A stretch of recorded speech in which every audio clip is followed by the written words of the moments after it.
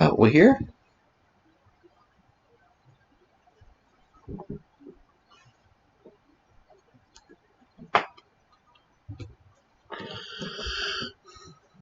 Alright, we're here, hopefully.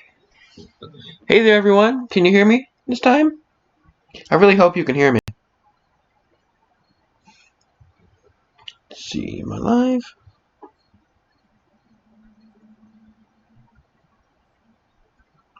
Oh, I am not doing this today.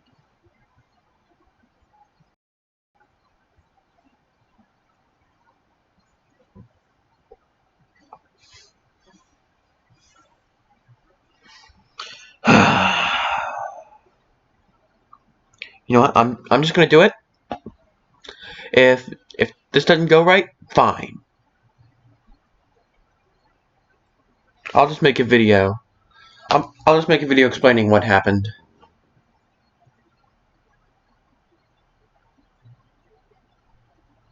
Alright, just go back to Shonen Jump. So manga chapter 52 just dropped, and it was certainly decent. Not great. It added some new lore. It did some things that I felt were kind of dumb. Like, they explained the magic of Ultra Instinct, which you should never do.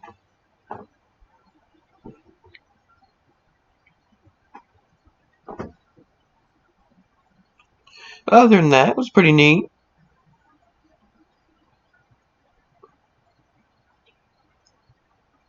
Let's see.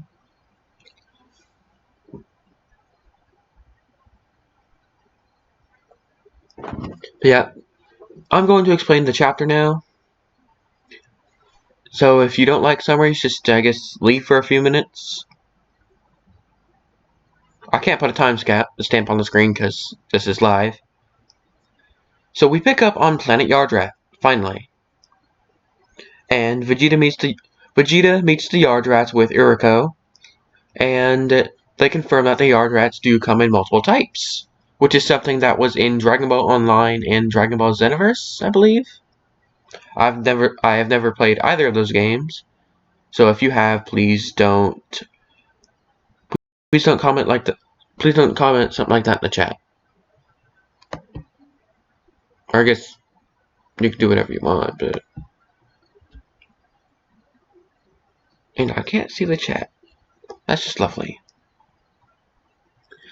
Okay.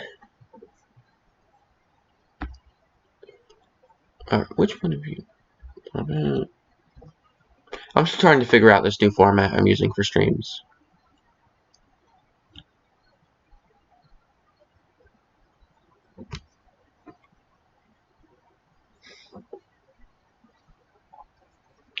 Yeah, anyway. So the official versions of the Yardrats made by Akira Toriyama, the weird looking ones, they cut through the crowd that was greeting Vegeta and Uriko. Oh, and we also got a little joke about Vegeta and the Saiyans and all that. Like, oh, you don't look like a Saiyan you don't look like a normal Saiyan, pointing to Uriko. Which is kind of funny, and that's a reoccurring joke.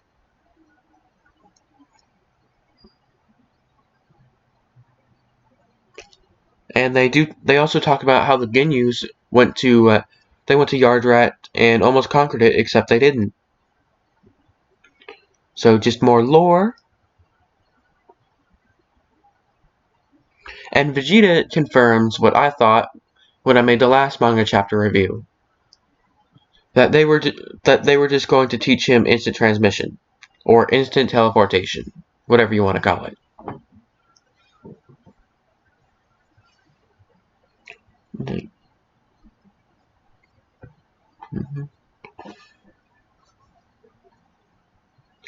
He says this to the crowd, but it's kind of funny. They disappear. Oh, I would show you the manga chapters for. I don't know what's the worst YouTube's gonna do. Copyright me?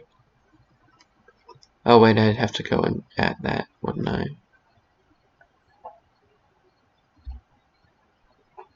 Oh, no, I'm not gonna do it. If you want to see what's happening and get more sense than I'm making right now, go and read the new manga chapter. It's available on Shonen Jump. I might put a link in the description. So go read it.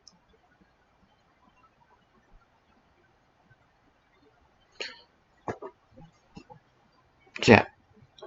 Wait, did I talk about the like how they all disappeared? Yeah. They can make copies using their special technique, and that's where they all went. They never actually were there in the first place. So after that, Vegeta goes in to meet the Grand Elder, who was this really big, fat yard rat. I guess the official version of them. I'm not sure what to call that, because Akira Toriyama supposedly made this weird version with the without the spots. So guess that's the official version. And he's the person who taught Goku instant transmission all the way back after the Frieza arc. And his name is Elder Paibara. Paibara? I don't know. Some of these names are really weird. I'm gonna call him Paibara.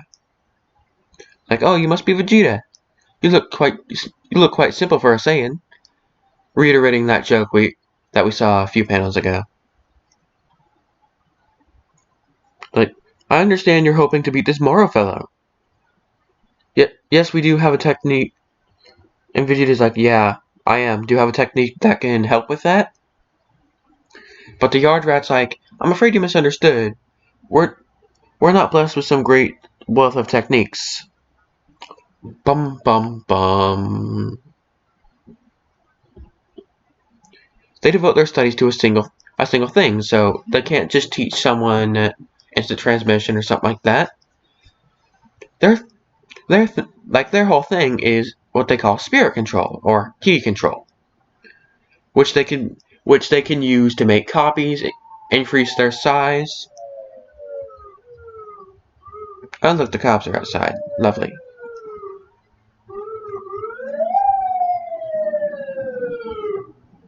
Anyway, they can use that technique to do instant teleportation, make copies, and grow their size, which is what the Elder was doing. So now he's not big and fat anymore. How did I do this, you ask? They do this by shifting their like spirit and energy and stuff. And the way they're explaining it makes it sound like the air nomads from Avatar, to where they're like so spiritual and stuff. All the air nomads, they could airbend. It sounds like the same basic idea. Who knows? Maybe they got the idea from the air nomads. Supposedly, the androids were inspired by the Terminator movies, so it could happen. And this sounds like the way they're wording it, especially with the latest quote I'm about to read you. Study how the spirit functions in the past. The path will open to you as well. It sounds like something similar to Moscow X's color theory. Maybe that's weird of me, but that's what it sounds like to me. And then we cut back to the angry part of the chapter, where Merus and Goku are going to go off to a random planet, which will come back later, to go and learn Ultra Instinct. I'm just going to say this right now. I guess spoilers for the chapter. But if you're watching this, you probably either already read the chapter, or you weren't going to read it anyway. Yet, Merus explains the magic behind Ultra Instinct. You shouldn't. If you're writing a story, never do that. At all. Ever. Why do you think people hate the Star Wars prequels so much? And in the beginnings episode. Oh my god, I can't talk today. Yeah, the beginnings episode of Legend of Korra. Because they explain the magic. Never do that. Never do that ever.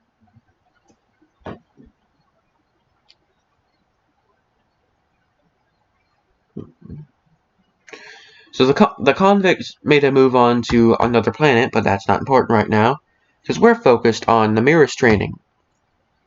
Oh, and also, they're going off to recruit people since, like, Merus is a real big threat. They need more members of the Galactic Patrol.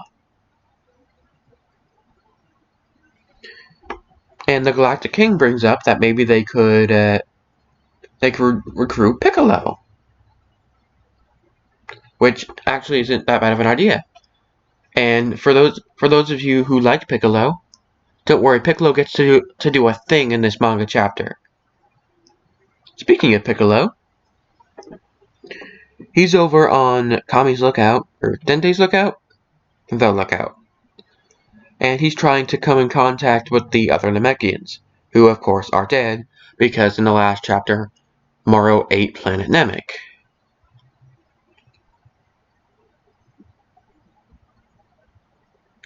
Yeah, he figures that out, and then we zoom back out to those convicts from the last chapter, and they're heading towards Earth in hopes of getting that blue aurum. Piccolo senses this, however, and he goes off to deal with it. It's like, oh, don't worry, Dende, they shouldn't be that much trouble. Their key signatures are really weak.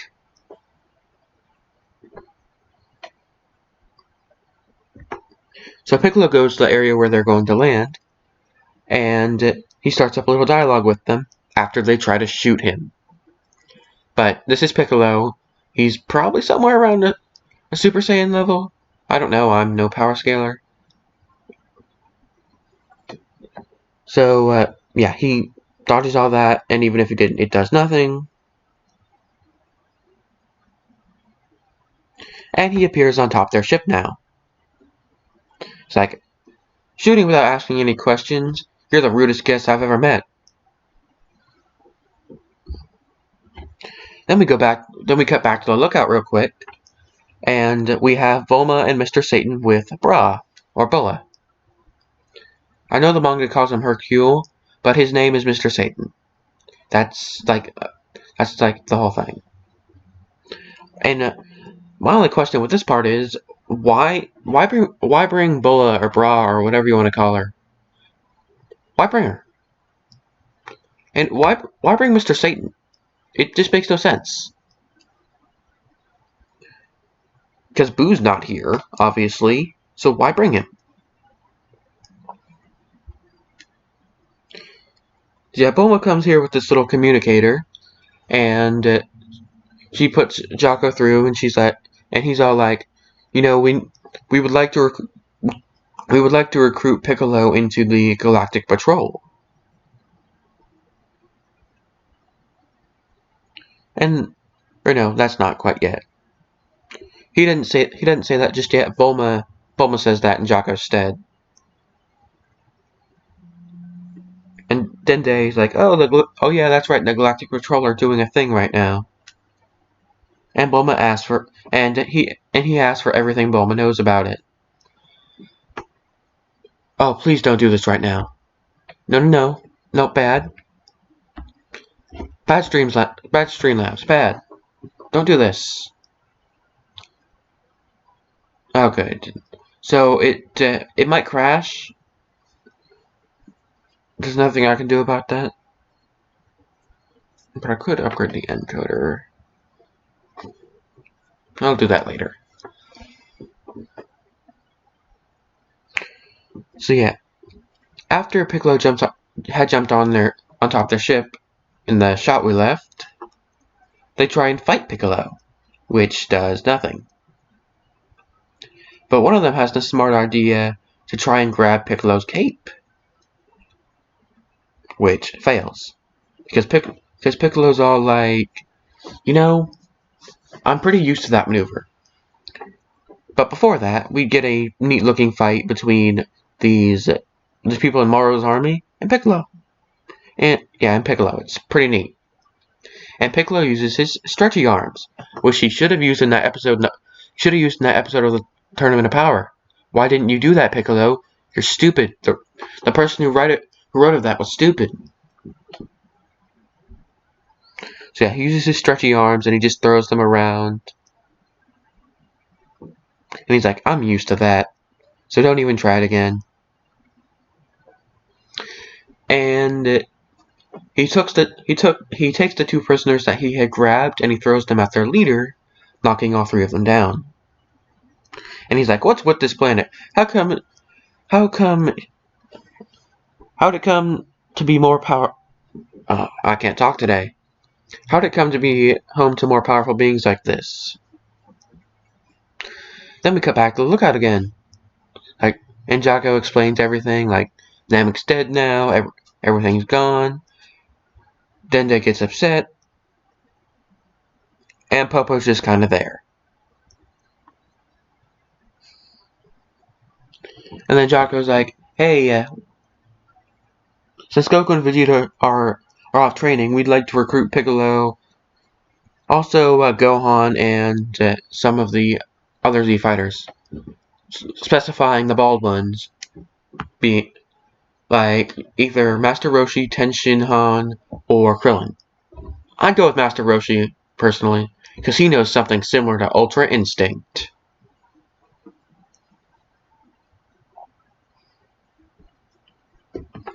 But he does elaborate a panel later, specifically Krillin and Tenshinhan.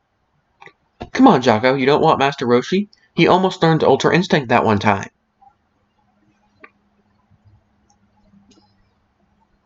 And then he goes on to further explain things we already know that we learned in the last chapter. Like, oh yeah, Maro's eating planets and stuff.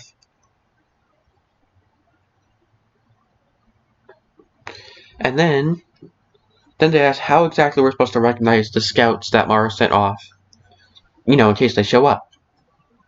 But Jocko says that they come in groups of 2 or 3 in spaceships. And then, oh, it's the people. The people that we met earlier. Of course, we already knew that. Unless you didn't read the last chapter. In that case, you probably didn't know that.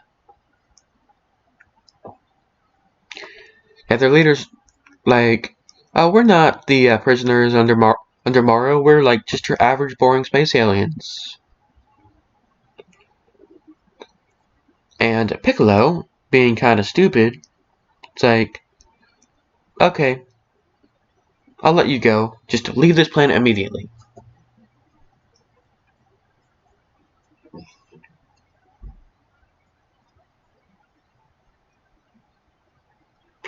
But before Piccolo does that, because I'm out of order and everything, and my brain's going nuts, and my brain can't think today, I forgot they came up with a plan to get their blue Aurum and get away from Maro too. So Piccolo's like, you guys ain't worth it, so just get lost. But that's when the group of Dende, Bulma, Mr. Satan, and Bra arrive. And Dende uses his telepathy to tell Piccolo, wait, Piccolo, these are the bad guys. And then Piccolo's like, oh no, they're the bad guys, and he shoots them down.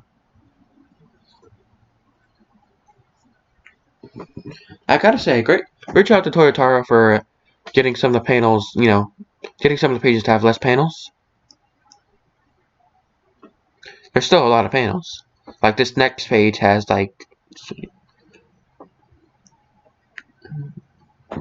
panels.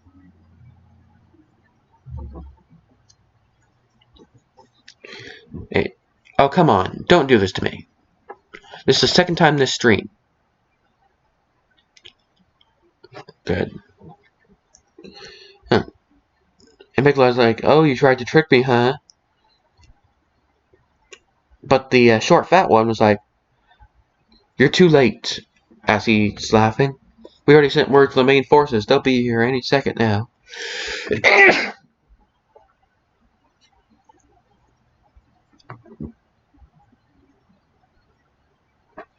And Piccolo's like, oh no. And then we cut back to Maro's ship. And Maro and Segnabo, or whatever he's called. And they get the message that the people sent. And Maro's like, oh, if those people found a planet and they were killed, then the life forms there must be strong, so it's probably worth checking out. But he wants to send another scout party first. And now we get to the section of the manga chapter I disliked. The section where Goku and Merus are training to get Ultra Instinct. And Merus is running circles around base Goku. Who, let me remind you, was confirmed in the Battle of Gods movie. This might not have been in the manga. It's been a while. It's been a while. But he's as strong as a Super Saiyan God. Or Super Saiyan God from the movie.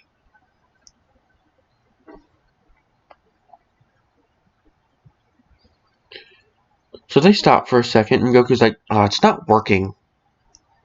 What the?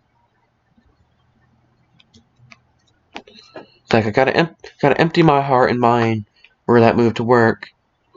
When I'm fighting, emotions are all over the place. I'm just not getting it. But Merus is like, "Oh no, it's not quite that simple. Because somehow, the space cop knows exactly how Ultra Instinct works." I know a lot of people ripped that apart when the last chapter came out. But how does Merus... How does he know how this works? How? So he says that Ultra Instinct is just like his Goku Super Saiyan forms, except instead of being activated by rage, it's activated by like calmness and whatever. It's like when you achieve self-control in the face of such jarring shock to your emotions, such is Ultra Instinct. Again, how does he know this? And more importantly, if he knew the basic tenets of Ultra Instinct, how come he's not using it? Or is he using it? I don't know anymore. Because the manga's in black and white.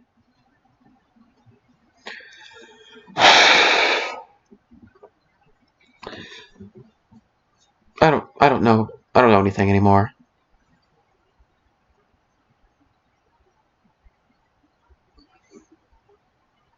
And then Goku stops him from explaining how he knows such things.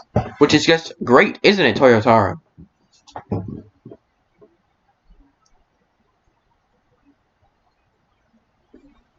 And then they head inside this pyramid-shaped thing, which just happens to be another version of the room of Spirit and Time, except it's a knockoff bad version that only speeds up to 3 days instead of a full year. So you're telling me this planet just happens to have an area similar to the room of Spirit and Time. It just happens. And then Merus is like, I'm gonna go with my full power now. And Goku gets in his fighting stance. He's like, I was born ready. But before we get into my theories,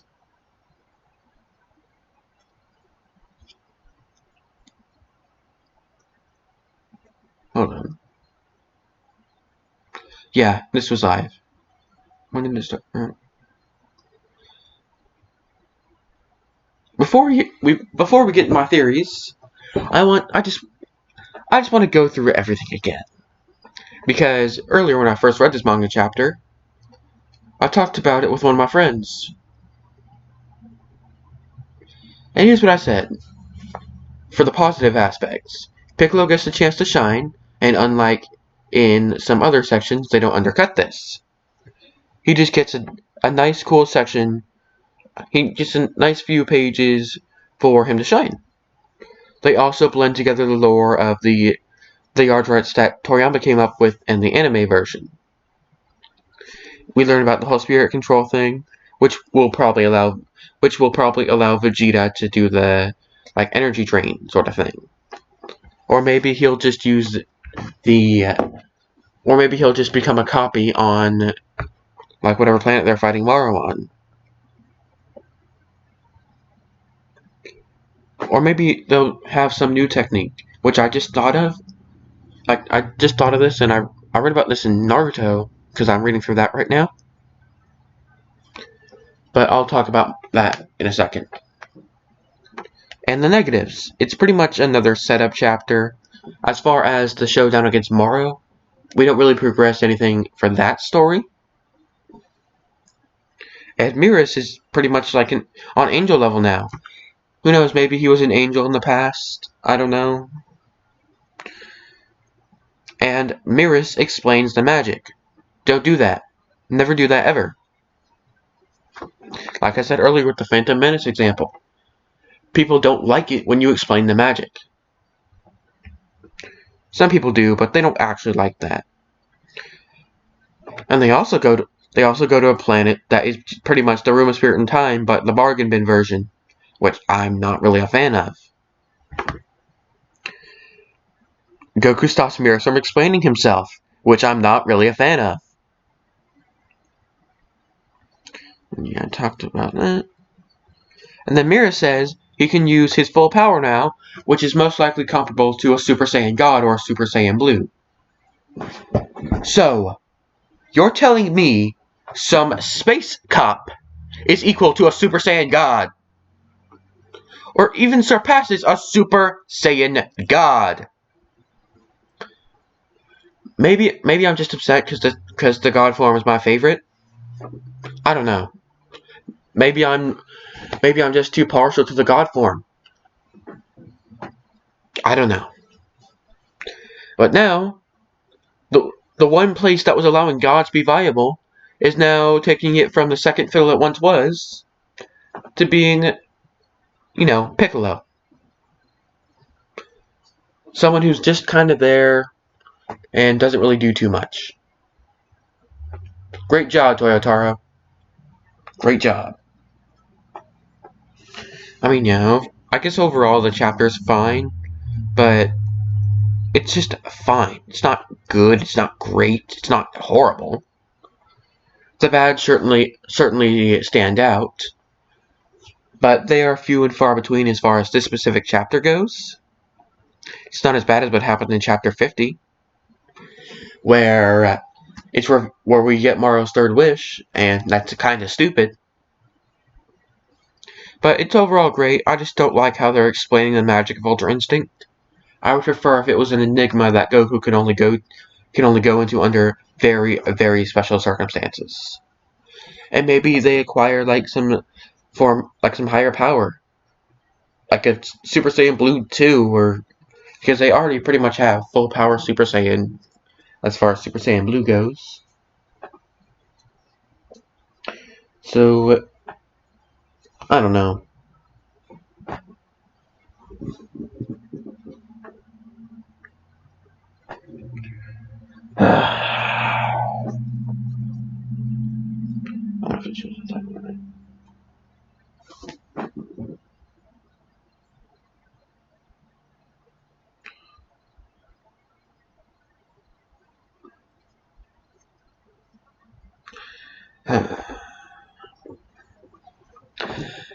Alright, theory section. Theory time now, so I can wrap up this video. So, let's see. I'm still going to advocate for this. I want Master Vegeta Blue. I did make a video on this, but it was kind of awful, so I took it down. But they could make this happen by just fusing them into Vegito, and now since Master Blue's a thing, Vegito could get the full time. He'd get the full 1 hour. Maybe longer. I don't know. Theory 2. Vegeta learns this sort of key technique like Itachi in Kishisami? I don't know how to pronounce his name. Like they learned at some point in the past in Naruto. Where basically they transferred 30% of their chakra onto a host, and it basically acted as a body double. Which I like that concept, and I want them to do more with that. I like that concept, and I would like the people behind Dragon Ball to do something like that. They also do the whole Jiren thing better with Itachi. So there's that. Let's see, Vegito, and then theory 3: Merus was an angel or a former student of Whis. I think that if we finally get a chance for Merus to explain himself, that's what it'll be. Merus at some point was he trained under Whis, or was maybe even an angel. I don't know. But I'm gonna bet that he was a former student of Whis. Let's see, was there another one I wanted to talk about? Oh yeah, they could include Broly in the new manga chapter. That'd be cool. Broly or Frieza. I don't think you should put those two together just yet, because we just had a movie where that happened. So I don't think they should be